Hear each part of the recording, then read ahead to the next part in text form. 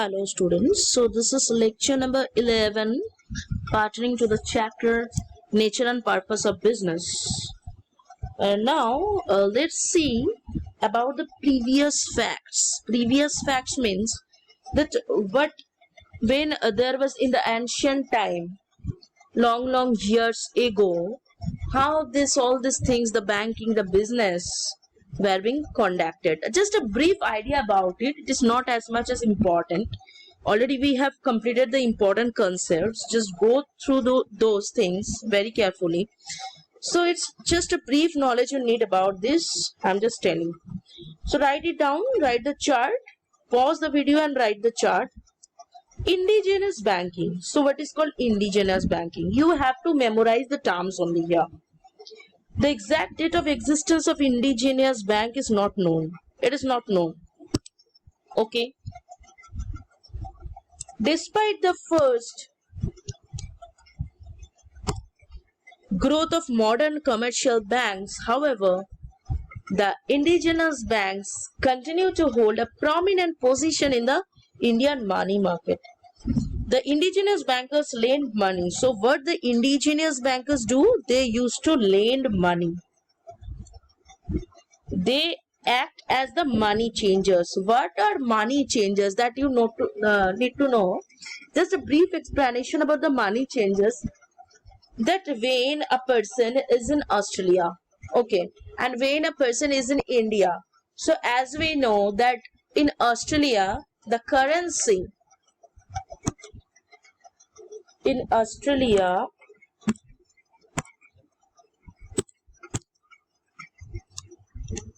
the currency is dollar, right? But in India the currency, that is rupees, is denoted as this, rupees.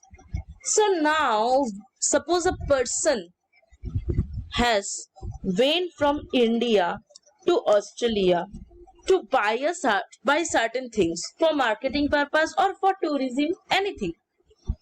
So if 1 dozen apple cost rupees 100 in India, then what will happen in Australia? Can that person able to buy this 1 dozen apple with rupees 100? No.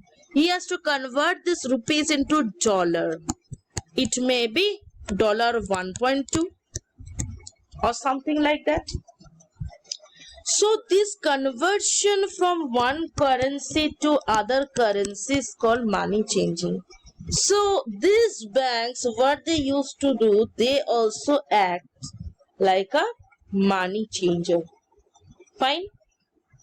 Now, and finance internal trade of India. These are the main points, key points. You need to highlight it. You need to write it, the whole para. But just give emphasis on this following points which I am highlighting. By means of hundis or internal bills of exchange. So you will learn about this later on. So these are a medium through which these things were being done. So indigenous banking system played a prominent role in lending money and financing domestic and foreign trade. So they have played a prominent role, important role to lend money and financing the domestic as well as the foreign trade with currency or letter of credit. So you will see about the letter of credit and all these things at later period of time.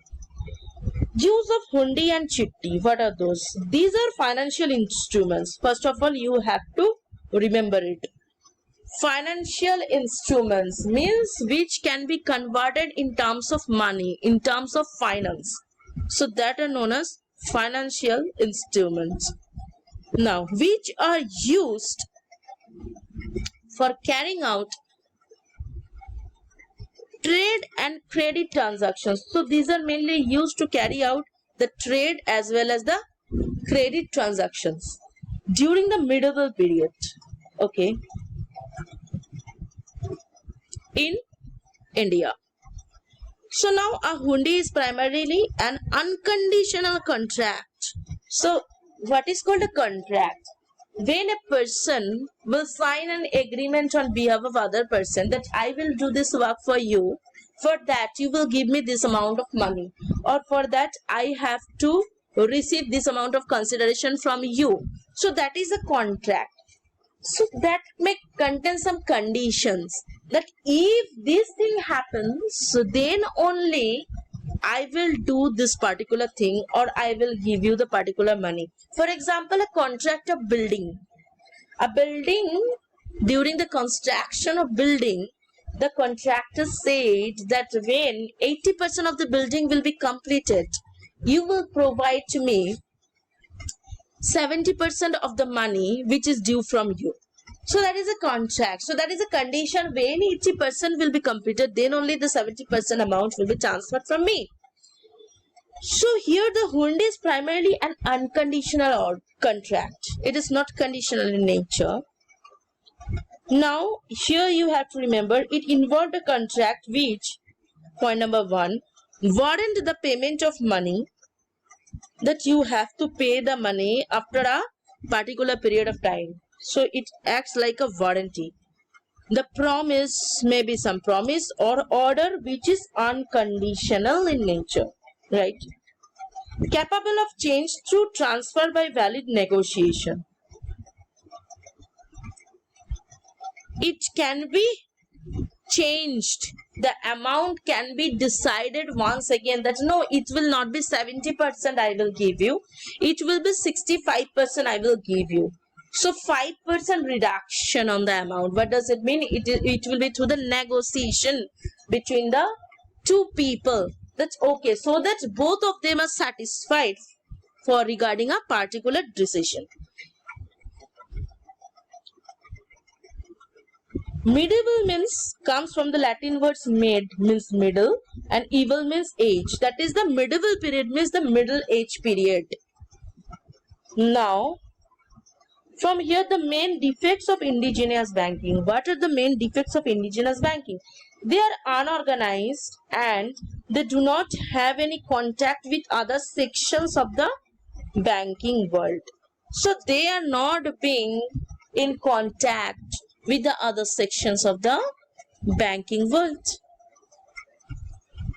So they are unorganized sectors. There are no organization, proper communication between the banks.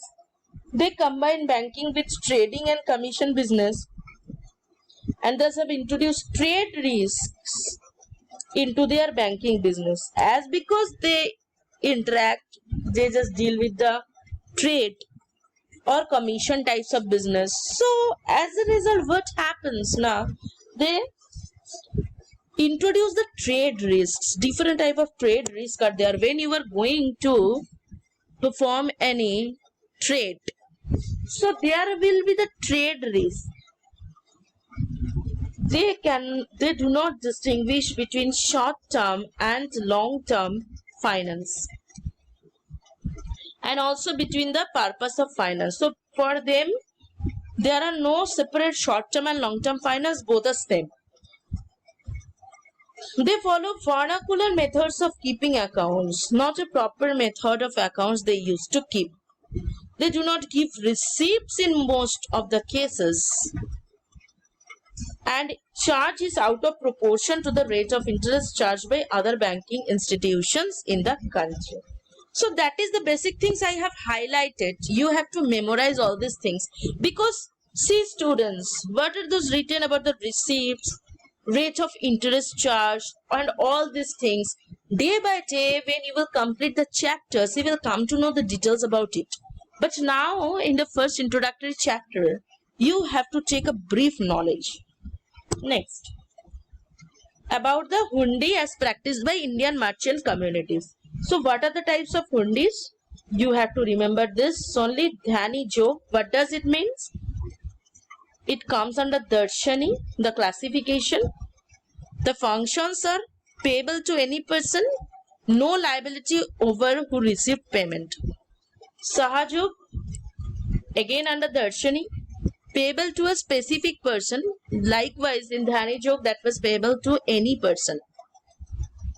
And no liability over who received the payment. Who will receive the payment once, no liability will be there over him. Now, someone respectable. This is payable to a specific person, someone respectable. Liability over who received the payment. So, we have an liability over that person who will receive the payment, right? Firman joke. Hundi made payable to order. When the hundi will be made payable by through an order, that is the order and you have to pay it. Dekhan har. Again, presenter or bearer, you will come to know about this letter. So likewise, you just memorize these things. Just note it down and memorize the name of the hundi, under which classification it is coming, and what are the functions. You have to memorize it. So now here the important point is, like here, the following were the leading trade centers in ancient India during the medieval period. What were the leading trade centers are there? So that is the name only, you remember the name and the name of today, that is Pataliputra, which is known as Patna today. It was a major center for export of stones. Likewise, you will remember Pataliputra, what it used to do. Now, it was a major center for export of stones. They just export the stones. Peshawar, important exporting center for wool and for the import of horses. Taxilia, major center on the important land route between India and Central Asia. Indraprastha, it was the commercial junction on the Royal Road. Likewise, you have to remember Mathura, emporium of trade, and people were subsisted on commerce. So their business was very good in Mathura. Varanasi, major center of textile industry. And why it became famous? It became famous for beautiful gold, silk, cloth and sandalwood workmanship. Mithilia, traders of Mithilia crossed the seas by boats. Ujjain, agate, carnelian, muslin and mallow cloth were exported. These are the types of clothes. Surat, textile of Surat were famous for the gold borders. So likewise, you just remember these things, whatever I have. And Madura, you will remember, capital of the pearl fisheries. Okay. Kaveripatya, center for trade for perfumes, cosmetics, scents, silk, wool, cloth, cotton, coral, pearls, gold and precious stones. So 3 to 4 you can remember. Tamralipti, linked by road to Varanasi and Taxilia. And Kanchi, what was that? Today is known as Kanchipuram. So basically you have to remember this highlighted parts. Fine?